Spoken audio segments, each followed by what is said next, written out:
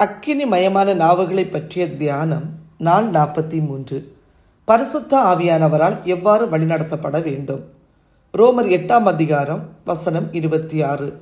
அந்தபடியே ஆவியானவரும் நமது பலவீனங்களில் நமக்கு உதவி செய்கிறார். நாம் ஏற்றபடி வேண்டிக் கொள்ள வேண்டியது என்னதென்று அறியாமல் இருக்கிறபடியினால் ஆவியானவர் தாமே வாக்கு கடங்காத பெருமூச்சுகளோடு நமக்காக வேண்டுதல் செய்கிறார். வழி நடத்தல் அல்லது வழிகாட்டுதல் இல்லாமல் அவரை பிரியப்படுத்த முயற்சித்து லக்கில்லாமல் நடக்க வேண்டும் என்று தேவன் ஒருபோதும் விரும்பவில்லை. மாறாக அவர் நமக்கு பரிசுத்த ஆவியை அனுப்பி அவருடைய சூழலை கேட்கவும் உணரவும் உள்ளுணர்வும் மற்றும் பகுத்தறியும் திறனை நமக்கு அளித்தார். பின்வருவனவற்றை செய்வதன் மூலம் ஆரம்ப கால கிறிஸ்தவர்களைப் போலவே நீங்களும் பரிசுத்த ஆவியானவரால் வழிநடத்தப்படுவீர்கள். முதல் காரணம், நிலையான ஜெபத்தின் வாழ்க்கைக்கு உங்களை ஒப்புக்கொடுங்கள். பரிசுத்த ஆவியானவரால் வழிநடத்தப்படுவதற்கான முதல் திறவுகோல் இயேசு செய்தது போலவே நிலையான ஜெபத்தை செய்வது, தேவனோடு ஐக்கியமாய் வாழ்வது. நமது ஒவ்வொரு அடியும் தேவனுடைய திட்டங்கள் மற்றும் விருப்பத்துடன் இணைந்திருக்கும் இயற்கைக்கு அப்பாற்பட்ட நிலையில் இருப்பதற்கான காரணம் இதுவாகும். ஜெபம் என்பது பிதாவோடு தொடர்பு கொள்வது. இதன் மூலம் அவருடைய வழிகாட்டுதலையும் வழி நடத்துதலையும் பெறுகிறோம். மேலும் நமது ஆழ்ந்த தேவைகளையும் வேண்டுகோள்களையும் பிதாவினிடம் தெரிவிக்க பரிசுத்த ஆவியானவர் நமக்கு உதவி செய்கிறார். இரண்டாவது காரணம், ஆவியானவருக்கு விட்டு கொடுத்து சரணடைதல். ஆவிக்கு அடிபணிவது என்பது கீழ்ப்படிதல் மற்றும் சரணடைதல். மனித சுபாவத்தை விட்டு இயற்கைக்கு அப்பாற்பட்ட தேவ சுபாவத்தை பெறுவது. இது நம் சொந்த விருப்பத்தின் பேரில் வரும் செயல்.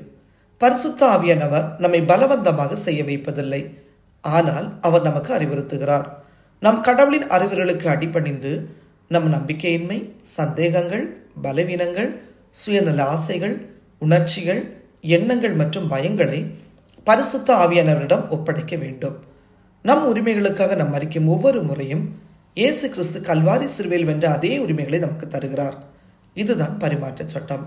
இதில் தேவன் சொல்லுகிறார், உனக்கு அதிக வல்லமை தரப்போகிறேன், ஆனால் உன் பயம், சந்தேகம், அவநம்பிக்கை, நீ சரணடைய வேண்டும் என்று நான் விரும்புகிறேன்.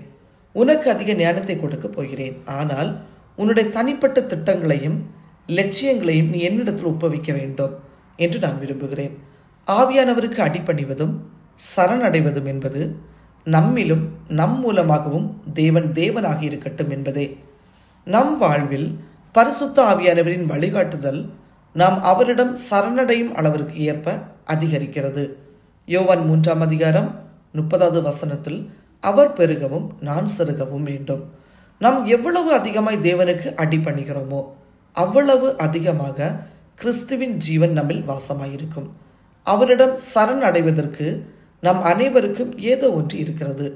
அது செல்வமாயிருக்கலாம், பொல்லாத எண்ணங்களாயிருக்கலாம், ஊக்கமின்மையாக இருக்கலாம், முதிர்ச்சியின்மையாக இருக்கலாம், இணக்கமின்மையாக இருக்கலாம், மன்னிக்காத தன்மையாக இருக்கலாம், தூய்மையற்ற உறவுகளாக இருக்கலாம், லட்சியம் அல்லது பிற விஷயங்களாக இருக்கலாம். நம் வாழ்வில் ஒரு விக்கிரமாக மாறும் எந்த ஒரு செயலையும் அல்லது பரிசுத்த ஆவியானவரின் செயலுக்கு நம்மில் அல்லது நம் மூலமாகவே தடையாக இருப்பதை நான் அனுமதிக்க முடியாது. மூன்றாவது காரணம், மாமிசத்தில் நடக்காமல் ஆவியில் நடத்தல். நாம் வாழும் நாட்களில் நம் ஆவிக்கும் நமது மாமிசத்திற்கும் இடையே எப்போதும் மோதல்களை எதிர்கொள்ளுவோம். ஏனென்றால் மத்தேயு 26ஆம் அதிகாரம் வசனம் 41 ஆவி உற்சாகம் உள்ளதுதான், மாமிசமோ பலவீனம் உள்ளது. மனிதர்களாகிய நமக்கு ஆவி, ஆத்மா, சரீரம் ஆகிய 3 பரிமாணங்கள் உள்ளன. பரிசுத்த ஆவியானவரால் வழிநடத்தப்படும் மற்றும் செல்வாக்கு பெற்ற ஒரு கடவுளின் பிள்ளை ஆவியின் முதல் பரிமாணத்திலிருந்து செயல்படுகிறோம். நாம் மறுபடியும் பிறந்து வார்த்தைக்கு கீழ்ப்படிவதன் மூலமும் பரிசுத்த ஆவியால் வழிநடத்தப்படுவதன் மூலமும் உருவாகும் போது நம்முடைய ஆவிக்குரிய மனிதன் உருவாகுகிறான். இது ஆவிக்குரிய உலகில் சரியான மனநிலை. ஆவிக்குரிய மனிதன் கடவுளை அதிகம் விரும்புகிறான், தன்னை குறைவாக விரும்புகிறான். ஆகையால் அவன் பரிசுத்தாவின் வழிகாட்டுதலுக்காக இயங்குகிறான். மாமிசத்தில் வாழ்பவர்கள் தங்கள் மனித தன்மையின் ஆன்மாவில் 2வது பரிமாணத்தில் செயல்படுகிறார்கள். இது வக்கிரகங்கள் பிறக்கும் இடம். அதனால்தான் அவர்கள் சுயநலவாதிகள், தற்சிந்தனை கொண்டவர்கள், லட்சியம் மற்றும் ஒழுக்கமில்லாதவர்கள், கட்டுப்படுத்த முடியாத பசியை கொண்டுள்ளனர். அவர்கள் தங்களை அதிகமாகவும் கடவுளை குறைவாகவும் விரும்புகிறார்கள். நீங்கள் மாமிசத்தின் காரியங்களில் போராடுகிறீர்கள் என்றால் சிலுவையின் இடத்திற்கு செல்லுங்கள். அதுதான் இயேசு மரித்த இடமாகும். அங்கு அவர் நம் மீட்புக்கான விலையை செலுத்தி மாமிசத்தை ஜெயிக்க தம்முடைய வல்லமை நம் மீது வெளிப்படுத்தினார். மாமிசத்தை சிலுவையில் அறைவது நமது ஆசாரியத்துவத்தின் ஒரு பகுதியாகும். தேவனுக்கு முன்பாக நம் சரீரங்களை பரிசுத்தமும் தேவனுக்கு பிரியமான ஜீவ பலியாக நமது பழைய இயல்பை பலிபீடத்தில் ஒப்புக் கொடுக்கிறோம். இந்த புதிய ஆசாரியத்துவம் ஜெபம், உபவாசம், கொடுப்பது மற்றும் ஆராதனை செய்தல் போன்ற ஆவிக்குரிய பலிகளின் வடிவத்தில் வருகிறது. நாம் அந்த தியாக நிலையில் இருக்கும்போது பரிசுத்த ஆவியானவர் நமது உள்ளான மனிதனோடு பேசி எல்லா உண்மைக்கும் கடவுளின் சுத்தத்திற்கும் நம்மை வழிநடத்தி நம்மீது அவருடைய வல்லமையை விடுவிக்க முடியும். நமது புதிய ஆவிக்குரிய மனிதன் வாழ்வதற்கு நாம் நமது பழைய மனிதனை அல்லது பழைய இயல்பை தியாகம் செய்ய வேண்டும். இன்று பரிசுத்த ஆவியானவரால் வழிநடத்தப்பட உங்களை அனுமதிக்குமாறு நான் உங்களுக்கு அறைகூவல் இடுகிறேன்.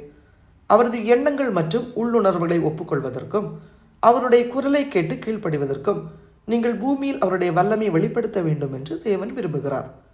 உங்கள் வழிகாட்டியாக இருக்கவும் அவருடைய சித்தத்தை அறியவும் அவருடைய திட்டங்களை வெளிப்படுத்தவும் அவர் தம் ஆவியை அனுப்பினார். நீங்கள் அவரிடம் சரணடைந்து விட்டுக் கொடுக்க வேண்டும். உங்கள் சுயநல விருப்பங்களையும் உங்கள் சுயநல லட்சியங்களையும் உங்கள் மனித பகுத்தறிவையும் விட்டுவிட்டு உங்களை வெறுமையாக்குங்கள். இன்று நீங்கள் பரிசுத்த ஆவியானவரே, என்னுடைய ஜெபங்களிலும் என் திருமணம், என் வணிகம் மற்றும் நிதி மற்ற எல்லா விஷயங்களிலும் நீங்கள் எனக்கு உதவ வேண்டும் என்று நான் விரும்புகிறேன் என்று சொன்னால் அவர் உங்களை வழிநடத்துவார். மேலும் அவருடைய தாக்கம் உங்களில் வலுவடையவும் அவரை தேடுவதற்கு உங்கள் மாமிசத்தை துறப்பதற்கும் அவருக்கு அடிபணிவதற்கும் அவர் உங்கள் இருதயத்தில் விருப்பத்தை வைப்பார். இப்படித்தான் நீங்கள் ஆவிக்குரிய ரீதியில் வலுவூட்டப்படுவீர்கள். மேலும் உங்கள் வாழ்க்கையில் தெளிவான வழிகாட்டுதலை பெறுவீர்கள். ஆமேன்.